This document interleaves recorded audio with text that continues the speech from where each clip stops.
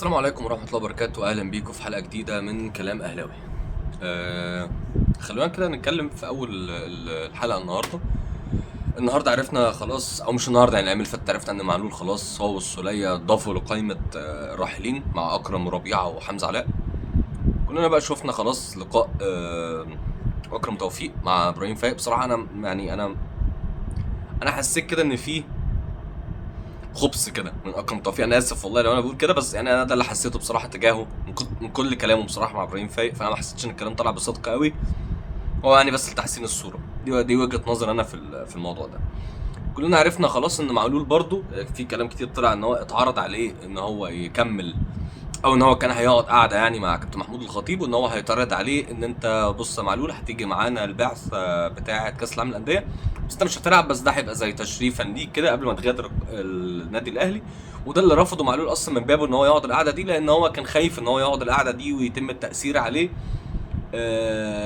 مش يعني بطريقه وحشه، بس ان هو كابتن محمود اكيد هيقول له كلام كويس، فمعلول هياخد القرار بالموافقه مشاعريا او عاطفيا، وده اللي معلول ما كانش عايزه يحصل يعني. بالنسبه للعائدين او الصفقات اللي الاهلي رسميا اعلنها، وهي عوده تريزيجيه. طبعا كلنا شفنا البرومو العظيم اللي اتعمل، برومو برضو تقديم محمد سيح اكيد كلنا شفناه. عوده حمدي بن رمضان، هم خلاص بيقولوا ان هو في مصر، بس انا لحد ما بعمل الحلقه دي البرومو ما تمش تقديمه وما تمش حاجه رسميه لسه بتقول ان هو خلاص موجود. احمد رمضان بيكهام لسه في كلام ان هو كابتن علي ماهر طبعا سيراميكا رافضين ان هم يسيبوه لان هم لسه عندهم ماتشات في الرابطه، فهو مش عايز يفرط فيه يعني. بالنسبه لاليو ديونج، الاهلي بعت رسميا للخلود السعودي طالب فيه ان هو ينهي الاعاره عشان النادي الاهلي يقدر ان هو يستعين بيه في كاس العالم للانديه. اليو ديونج كنت سمعت اخبار طالعه بيتكلموا على فكره ان اليو ديونج مش عايز يبقى موجود في النادي الاهلي، مش ان هو كره النادي الاهلي بس، اليو ديونج مش عايز يقعد دكه تاني وعايز يلعب، فهو يفضل ان هو يتعار تاني او ان هو يتباع نهائي خلاص لو الاهلي بقى خلاص مش محتاجه. بس هو رافض فكره ان هو عايز يقعد، ان هو يقعد دكه تاني. هو الراجل قعد دكه فتره وكلنا شفنا يعني الفتره دي، فهو مش عايز ده، هو عايز يلعب اساسي. طيب تاني حاجه بقى عايز اتكلم عليها وهي احتفالات بيراميدز ببطوله افريقيا. احنا خلاص باركنا لكم وعملنا لنا اللي علينا، وانا قلت وتمنيت ان واتهاجمت بصراحه بسبب الموضوع ده، ان انا قلت للجماهير النادي الاهلي بتتفرج عليا ان يعني ما فيهاش حاجه لو انت تمنيت لبيراميدز. وهنا يا جماعه عشان بس تبقوا فاهمين الفرق، انا ما قلتش شجع بيراميدز، انا ما قلتش روح المدرجات زي الناس اللي راحت، ولا قلت افتح التلفزيون واقعد بقى اتعصب مع كل هجمه واقعد ادعي ويا رب ومش عارف ايه ويبقى عندك حرقه وسخونه وانت بتتفرج، لان بديهي انت مش هتعرف تعمل كده غير عشان النادي الاهلي، ده طبيعي يعني.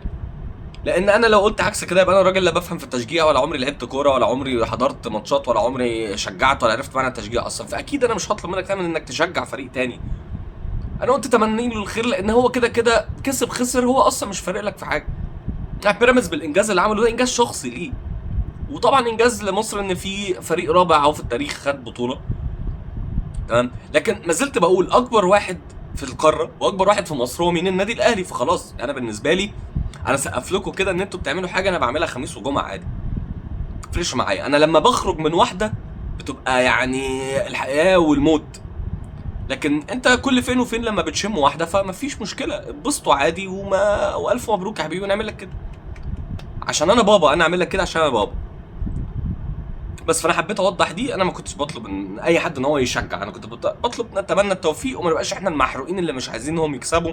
اصل بقى ويكسبوا ليه وبتاع، ما يكسبوا فرق معاك في ولا هيفرق معاك في حاجه اصلا. طبعا اكيد بقى كلنا سمعنا تصريحات هاني سعيد وجده محمد ناجي جده. اعتقدش يعني ان اصلا دي تصريحات يترد عليها، اعتقد الناس ردت عليها بما فيه الكفايه. كابتن شريف اكرامي برضو طلع يتكلم. انا على فكره بحب اسمع كابتن شريف اكرامي جدا وهو بيتكلم، بحس ان دي محاضره اقتصاد وعلوم سياسيه. انا مش بتريق عليه والله، بس أنا هو شخص لبق في الكلام وبيعرف يتكلم كويس قوي، فانت تحب تسمعه. بس كمحتوى نفسه الكلام يعني ممكن ما يبقاش فيه محتوى اصلا، بس هو بيعرف يبين لك ان في حدث وانك تبقى حابب تسمع له وكده. وطبعا يعني كلنا سمعنا ان هو قال ان دي احلى بطوله، فكابتن شريف الف يعني بالهنا والشفا على قلبك، وخدوا الكاس مصر وحلي واحبس بعديها وتمام. يعني ما عندناش اي مشاكل ان دي احلى بطوله افريقيا، انت ما شاركتش فيها برضو زي اللي كانوا عندنا يعني، فتمام مفيش مشكله خالص. تصريحات مروان حمدي، طبعا الناس ما بتحبش مروان حمدي عشان كان الموقف اللي حصل، انا ما غلطتش في اسمه الامانه يعني، ده مش لعيب اصلا افتكر اسمه يعني، اللي كان غلط في جماهير النادي الاهلي كلها يعني. هنيجي للوحيد اللي انا اصلا عايز اعلق عليه، وهو رمضان صبحي. مش علشان رمضان صبحي نفسه، لان انت رمضان صبحي يصعب عليك، والله العظيم يصعب عليك. بس انا بتكلم بقى على البروباجندا اللي اتعملت حوالين رمضان صبحي، وان الطموح انتصر، وهو نفسه بقى في الملعب لما احتفل، والطموح الطموح الطموح. انا والله العظيم يصعب عليك، يعني لما بجد لعيب يبقى بالعقليه دي انت مش عارف تقول له ايه. يعني انت تزعل ليه من اللي رمضان صبحي بيعمله ده؟ خلاص هو شايف ان دي كده الطموح. لعيب راح بقى له 5 سنين ولا 6 سنين ما حققش غير بطوله افريقيا واحده وكاس مصر باين، وشايف ان هو ده اقصى الطموح، هو كده حقق الطموح. في السنين النادي الاهلي بياخد فيها 3 و4 بطولات في السنه، وثالث عالم كاس عالم الانديه كل سنه، فهو بالنسبه له الطموح كده خلاص، انا خدت بطولتين في 5 6 سنين، فانا كده عملت اللي ما بيتعملش. وان هو بقى اصل فريق غير النادي الاهلي والزمالك فصعب ان هو ينافس. لا، ما هو مش صعب ان هو ينافس، هو اصلا اللي انت المفروض تفكر فيه فريق بيصرف الملايين دي كلها. يعني هم اصلا بيتريقوا على النادي الاهلي السنه دي ان هو بالملايين اللي صرفها دي ما خدش افريقيا. ما بالك بقى البجاحه ان بجد فريق بقاله 4 ولا 5 سنين بيصرف ملايين والمليارات ما بياخدش حاجه، خد كاس مصر وبطوله افريقيا. فانت متفاجئ ليه؟ فين الطموح هنا؟ حتى يعني تزعل لان هو حتى مش النجم الاول في الفريق. يعني رمضان ده كان صفقه القرن لما راح لبيراميدز بقى، ويعني خاطفينه من بق الاسد ساعتها ان يعني خدوا رمضان من الاهلي. شوف رمضان النهارده يصعب عليك، لعيب ما بيعملش اي حاجه خالص، ولا ليه اصلا بصمه ولا ليه اي حاجه، بس هو فرح وقال لك اصل انا انتصرت بالطموح بتاعي. خلاص يا سيدي. وعلى فكره يا جماعه، هيرجعنا ده لقصه امام عاشور، وانتوا ليه خدتوا امام عاشور وهو بيشتمكم ورافضين ترجعوا رمضان صبحي؟ بص يا باشا، في حته كده وافهموا بقى الكلام ده كده وايه، وصفي دماغك. انا عارف ان انت ممكن تبقى محروق دلوقتي وعايز تكتب الكومنت وانت بتفتي وانت مش عارف ايه، ماشي ماشي اكتبه واسمعني لو انت لو مهتم اصلا تسمعني. امام عاشور كان في بيئه هي سامحاله ان هو انت عايز توصل، عايز تنجح، عايز تبقى انت الستار، اعمل كده. ما اصل هو شايف اسطوره الزمالك، عشان هو اسطوره الزمالك عشان بيشتم النادي الاهلي. فانت حاطه في حته، يا ابني عايز تبقى اسطوره عندنا اشتم الفريق ده، هنا ومالكش دعوه، انت بس هتبقى اسطوره عندنا.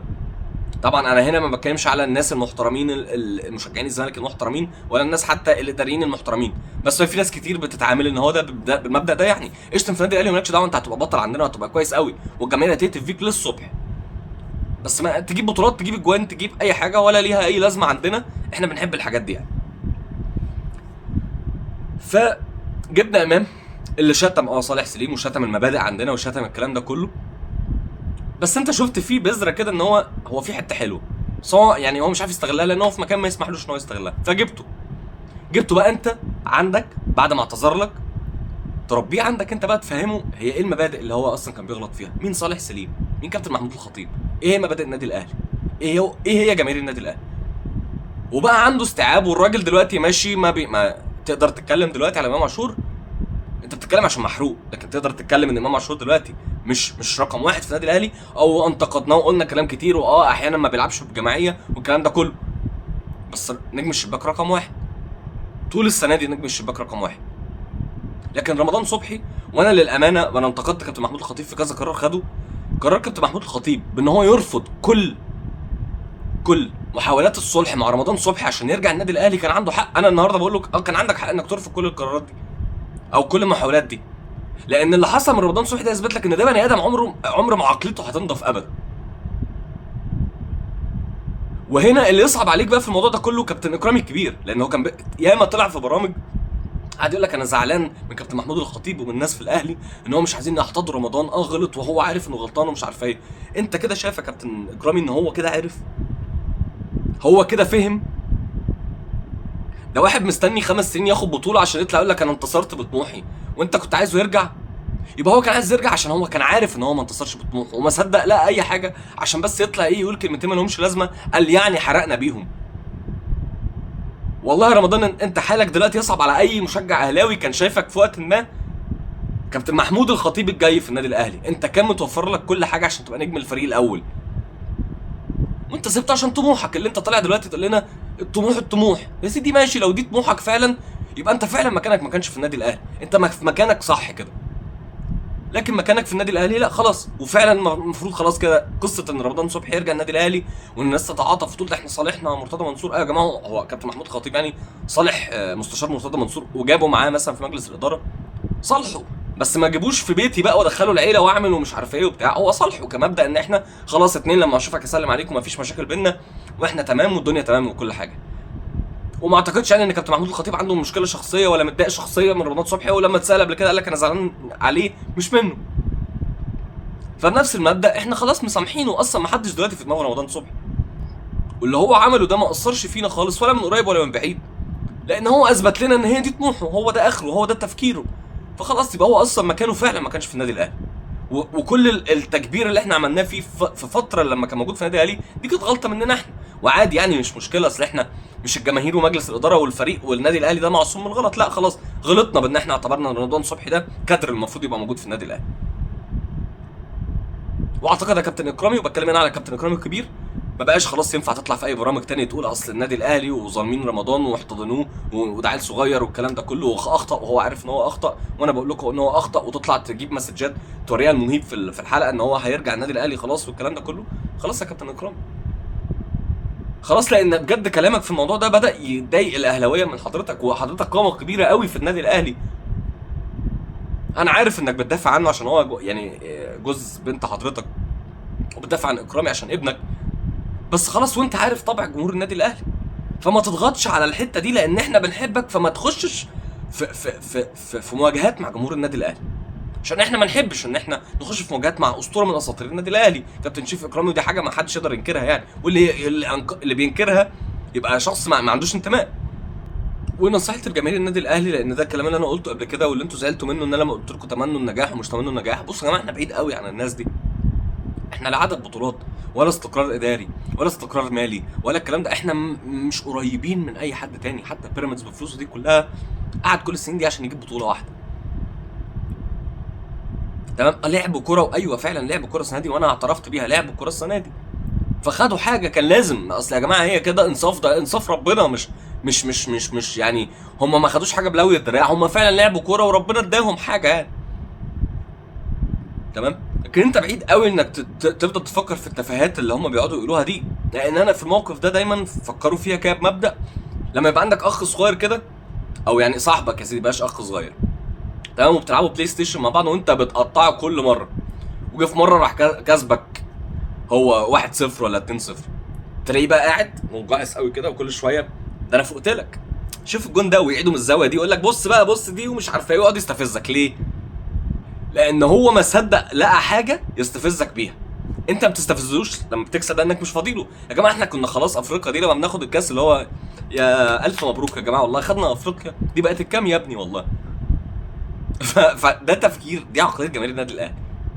فلما تلاقي ده بيتكلم بقى وبيحاول يغيظك وبيحاول يدخلك في اي حاجه وخلاص عشان تبقى الخناقه دايما مع النادي الاهلي، فكر بقى في المثال اللي انا بقول لك عليه ده.